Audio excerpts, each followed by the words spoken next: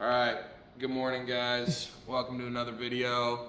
Just woke up. We got like 30 minutes until market opens. We're gonna be trading today. Powell speaks today, so hopefully we can find a trade before he hops on, or price will probably just fucking consolidate until he gets on. But regardless, today is tax day, but tax day every single month for me, because today is pretty much when I pay off all my expenses. So we're talking about, well, food and shit, like credit card payments, usually when I make like my monthly investments, usually when I pay off the car payments, insurance, and pay all my employees for all the businesses. So I figured what better of a way to make a video on what my expenses look like for a month. That's just a wholesome ass jit who day trades, who has a bunch of money, and hopefully I can give you guys a little perspective of like, okay, you guys are making 5K a month. This is what you guys should be doing in order to scale your way up to be making like 10K a month while also investing the right way, while also living below your means, because you guys are going to see my expenses for the month and be like, holy shit, bro, where's all your money going? But believe it or not, I'm living well below my means. There's a shit ton of cash stuffed in the bank and stuffed in investments, and you guys will see some of that later in this video, all right? But without further ado, I need to get to trading, so let's get into the trading office. Dun, dun, dun. As you guys know, your boy's a little trader, a little day trader. But, well, I don't even have to teach you guys anything on the charts today. We're teaching you guys about how to spend correctly today, how to manage your guys' expenses, and how to set yourself up financially so that you guys are never afraid of losing money ever again. Okay? So, with that being said, I'm going to start trading so I can make some monies, and then I'm going to teach you guys how to save that bread and how you can passively make some monies. We just finished up trading. I didn't see any setups, but there's a potential setup that I might want to end up taking. But anyways, we're about to head to the gym. We'll talk about some of the expenses on the way to the gym, talk about some of the shit that I have to pay for. This being one of them, we can write that one off, or not write it off as a business expense. That's personal shit. But what my expenses look like pretty much for the month. We'll talk about mainly just personal expenses, because right now you guys aren't necessarily like dealing with full-on fucking business expenses. And then from there, it's like, okay, get a CPA, get a bookkeeper, all that shit. With that being said, I spent around like $10,000 on food, because most of the time, and I know you guys are probably saying, holy shit, that's a lot.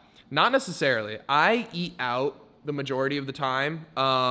So, you know, that adds up. But when I eat out, I'm paying for, one, just better food than I could cook for myself here. And two, I'm paying for the like speed of either it being DoorDash to the crib, or just the fact that I don't have to cook it and I don't have to deal with, I don't even know, like cleaning everything up and like dealing with all, like I don't want to deal with that, so I'll pay the premium to make the food better because they can make it way better than I can. And two, the fact that they're cooking it and I don't have to be actively doing something.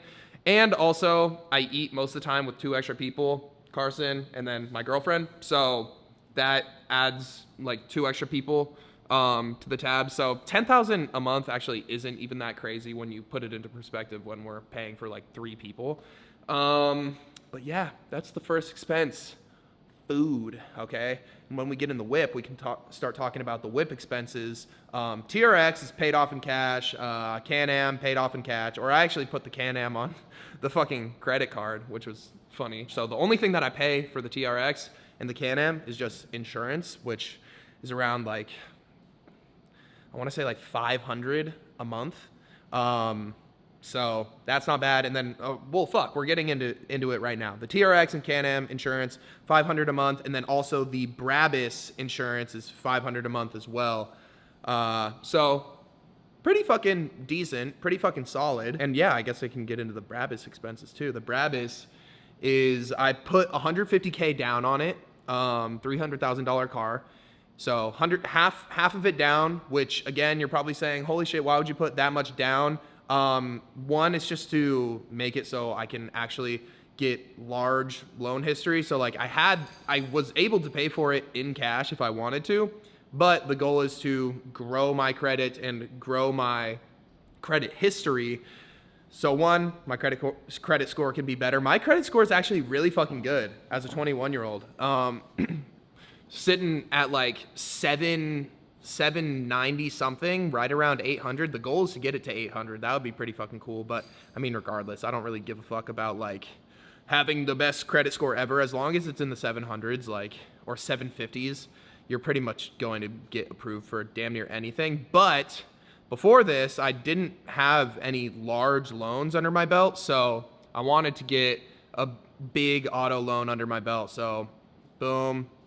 The Brabus still like have 150K to pay off. I've made like 2 payments on it, and I think my payments on it each month, it's crazy that I don't even know the payments on it. I think it's like 3,000 something each month. So not that bad for the type of whip that it is, especially because I put half down in cash. So yeah, car payments, food, and insurance, check.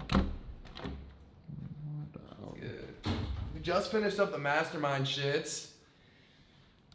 We're still talking about expenses. So next up, we already talked about the shit out here in Puerto Rico. Everything out here in Puerto Rico is pretty much paid off in fucking cash, so that's chill. The only thing that I pay for out here is like fucking Wi-Fi, but that's a business expense anyways because we have all this shit up and running.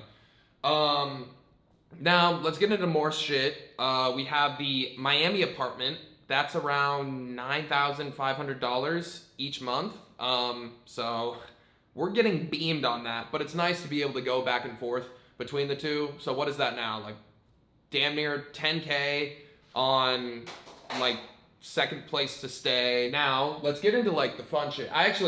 This is a perfect example of fun shit. Look, when you get a lot of money, why do you even make money in the first place? Because obviously you want to improve your living and help other people around you, but like also you want to improve your life and improve, I don't know, like you want to buy fun shit. So like the cars, obviously I'm going to pay a much higher price because I want a cool car. It's the same thing with clothes. So I'm not gonna lie, I probably spend anywhere, some months I don't spend any money on like clothes or jewelry, but other months, dude, like you guys have seen that New York video, I spent like 50K over the course of 2 days. So sometimes it's something like that, but we'll average it out and say on average, I spend like 10K on stupid purchases a month. And then obviously like there's the big stupid purchases like a watch or jewelry. Like we have the freaking Van Cleef boxes down here. Okay, so again, stupid shit, 10K allocated to that, sometimes a lot more, like 50K, but again, we'll just average it out at around 10K. And then, this is the most important one, because we cover pretty much every other expense, is going to be investments, okay? So let's go outside and let's talk about our investments and talk about how I distribute and allocate money to every single one of my investments, because a lot of people misconstrue talking about like, oh, diversification. They think like, oh, let me buy 5 different stocks and then my portfolio is diversified.